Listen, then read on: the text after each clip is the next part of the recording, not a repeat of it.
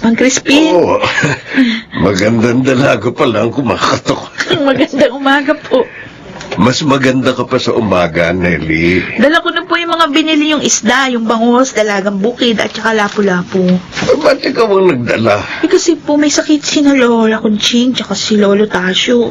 Sa bagay, mabuti na rin ikaw ang naghatid ng mga ito. Huh? Nakita kita. Ha? Teka, ito. Kunin mo ito.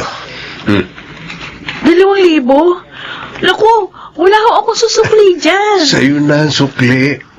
Alam kong kailangan mo yan. Ho? Naku, nakakaya naman po. Huwag ka nang mahiya. Ako naman ang kusang nagbigay niyan eh. At sana naman, huwag mo na akong tinatawag na Mang Crispin para hindi nakakailang. Alam mo, napakaganda mo, Nelly. Hindi bagay sa'yo magtinda ng isda. Ha? Didiretsohin na kita. Noon pa, gusto na kita. May damdamin na ako sa'yo. At kung papayag kang pakasal sa akin, pagiginhawain ko ang buhay mo. Maging ang pamilya mo. Sinabi niya yun sa iyo, Apo? Opo, Lola Conching. Nagulat nga po ako. Abay, lokong ina. 55 na siya at ikaw naman 20 anyos lang tapos liligawan ka? Aba. Ang haba po kasi ng hair ni Ate, Lolo Tasio. Kaya nakaka-attract ng rich eh. So talaga, Tina. Anong sabi mo sa kanya, Nelly? Sabi ko po, wala pa sa isip ko yung ganong bagay. Tama yun. Napakabata mo pa pagkatapos. Pero, sabi po niya, kung pakakasal daw ako sa kanya, giginawa tayong lahat. Oo. Opo. Magagawa niya talaga yun. Kasi, mayaman na matandang yun eh. Ay, Ate, pag pumayag ka, sabihin mo, bigyan ng maayos na bahay si na Lola. Aba. Pati tindahan at bigasan. Hoy, Tina, ano ka ba? Si Mang Crispin naman po nag-alok, Lola eh. Di sabihin na natin ang gusto natin. Kung magkakaroon kayo ng tindahan at bigasan dito, matutulungan ko kayo sa pagtitinda. Oo nga. Hindi na rin ako magtitinda ng isda. At saka, makakapag-aral na ako sa kolehiyo. Ako, nangingis na pang mga mata mo. Huwag mo sabihin pakakasal ka sa taong yun. Ilang buwan pa lang siya dito sa lugar natin. Hoy, tama ang lolo mo, Nelly. Aba. At saka isa pa, ha? May mali na pakasal ka sa isang tao upang makatakas lamang sa kahirapan. Dahil sagrado ang kasal, Apo. Kasi po, Lola, naisip ko, biyaya na yung lumalapit sa akin. O di po ba dapat, huwag ko nang palagpasin? Anong iniisip ng maganda kong misis? Kasi akala ko, Crispin, 1 linggo lang tayo dito sa Bataan. 3 linggo na tayo rito. Kailan ba tayo babalik sa Maynila? Hindi na tayo babalik doon. Ha? Dito na tayo. Maganda naman at malaking bahay ko rito. Pero, hindi alam nila, Lola, na dito na tayo titira. Kasi sabi mo, doon sa bahay mo sa Quezon City lang. O, di sabihin mo na lang sa kanila. Ha? Tawagan mo. May cellphone ka naman. At saka hindi mo na sila dapat isipin. Bakit? Dahil binigyan ko na sila ng bahay at kabuhayan. Pati kapatid mo, binigyan ko rin ng halagang magagamit na sa kanyang pag-aaral. Kaya ako na lang ang dapat mong asikasuhin ngayon. Ang gusto ko sana mag-aral sa kolehiyo. Kasi pangarap ko rin na makatapos ang pag-aaral. Di ba sabi ko, ako lang ang dapat mong asikasuhin? Ako lang. Lola, bakit hindi nyo ginagalaw ang pagkain nyo? Oo nga naman, Kuching. Masarap itong niluto ni Tinang ginataang tilapia, oh. Sige na, kain na. Naaalala ko si Nelly. Oh, bakit? Malayo na siya sa atin. Andun, sa Bataan na. Ay, nako. Wala na tayo magagawa pa roon. Dahil may asawa na ang ating apo. Pero naisip ko lang po, bakit kaya nagbagong isip ni Kuya Crispin? Bakit mas ginusto pa niya doon sa Bataan? Naisip ko rin yan, Tina. Uy, baka naman may negosyo na siyang bubuksan doon. Ipanalangin na lang natin na walang maging problema si Nelly, ha? Maging sa kanyang asawa. Sakripisyong kanyang ginawa para maiahon tayo sa hirap. At kawawa naman siya kung siya'y mapapahamak. Ay, nako. Nakakapagod ang biyahe. Pero okay lang. Masaya naman yung birthday party ng kaibigan mo eh. Crispin, matagal mo na bang kaibigan si Gaspar? Kaya pala, Ha? lahat ng sabihin niya, hagal pa ka ng tawa. Oh, Ang harot mo. sobra ka naman. Sakit mong magsalita. Para sa'yo, harot na ba yun? Oo, ang harot mo. Dapat sana pumurmal ka lang. Uy, kaya lang naman ako sumasagot at tumatawa pag binibiro ako. Kasi nga, kaibigan mo sila. Ayoko nang may masabi sila sa atin. Aray ko? Tuwirang ka pa. Dahil lang doon sinampal mo na ako. Kakakasal pa lang natin, ganito ka na? Dahil hindi ko gusto ang ginawa mo. At ang pangangatuwiran mo sa akin. Mula ngayon, hindi na kita isasama sa mga pupuntahan ko. Dito ka na lang sa bahay.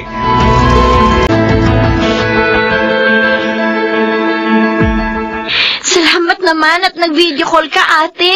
Wala dito si Crispin ngayon. Kaya sinamantala ko yung pagkakataon na tawagan kayo, Tina.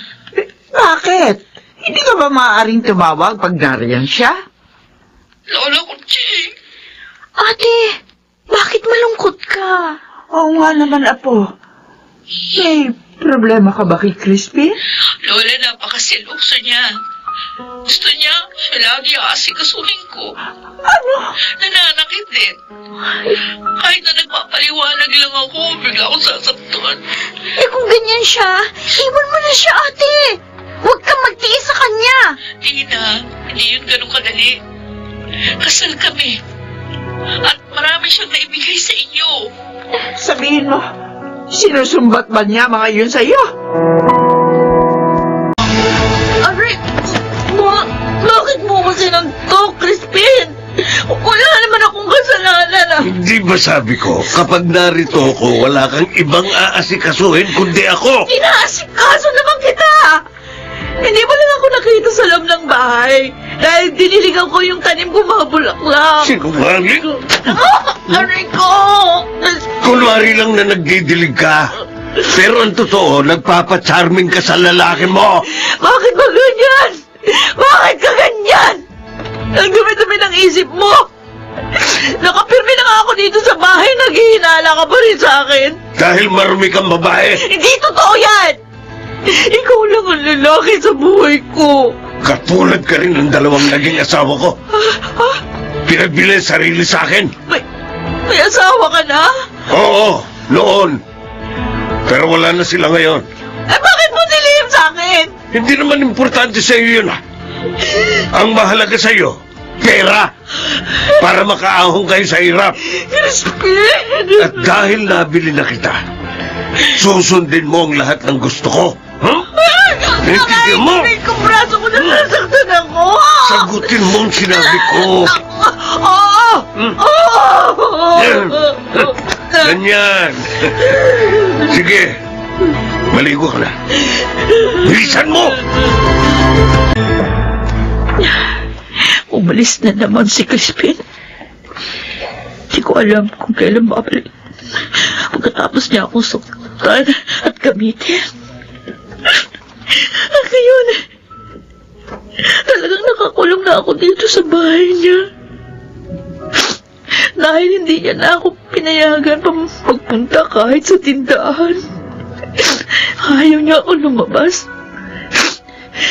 Hindi ko na rin matawagan si Tina. Dahil kinuha niya yung cellphone ko. Sana pala hindi na lang ako nagpakasal sa kanya.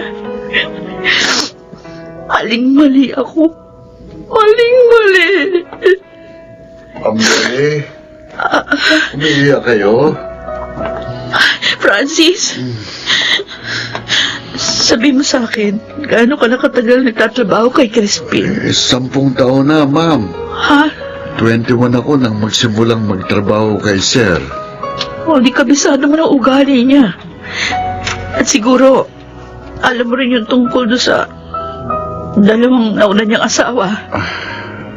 Alam mo na pala ang tungkol sa kanila. Ngayon ko lang nalaman nga. Hindi ka dapat nagpakasal sa kanya eh. Masama siya.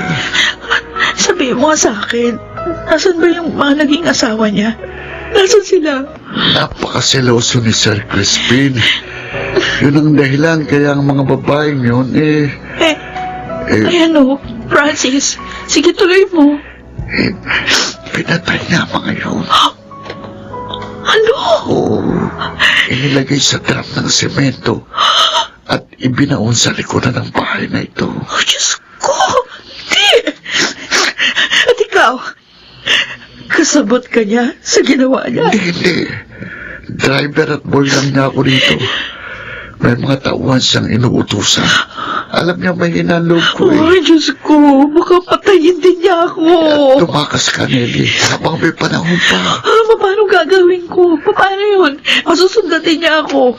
Hindi cellphone nga, wala na rin ako. Francis, magtulungan tayo para matapos na ang kasamaan ni Crispin at para makawala na rin tayo sa kanya. Bakit wala rito sina Francis at Nelly? Saan napunta mga ngayon?